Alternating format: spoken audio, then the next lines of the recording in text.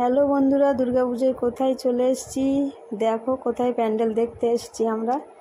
হয়তো তোমরা অনেকেই দেখে চিনতে পেরেছো এটা কোন প্যান্ডেলের কথা বলছি। এটা হচ্ছে শিয়ালদাহের সন্তোষ মিত্র স্কোয়ারে হয়েছে অপারেশন সিঁদুর। দেখো লাইনটা পড়েছে কি হারে। প্রচণ্ড ভিড়ের মধ্যে দাঁড়িয়ে পুরো 1 থেকে 1.5 ঘন্টা পর্যন্ত লাইনে দাঁড়িয়ে তারপর প্যান্ডেলটা দেখে বেরিয়েছি।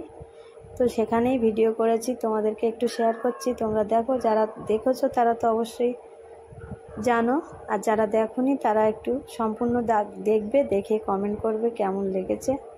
এক সাইডে পাকিস্তান বানানো হয়েছে আর এক সাইডে কাশ্মীরের পেহেলগাঁও বানানো হয়েছে, আর সেখানে এই দৃশ্যটা হচ্ছে অপারেশন সিঁদুরের সেই ঘটনাটা ওখানেই হচ্ছে পাহাড়ের উপরে।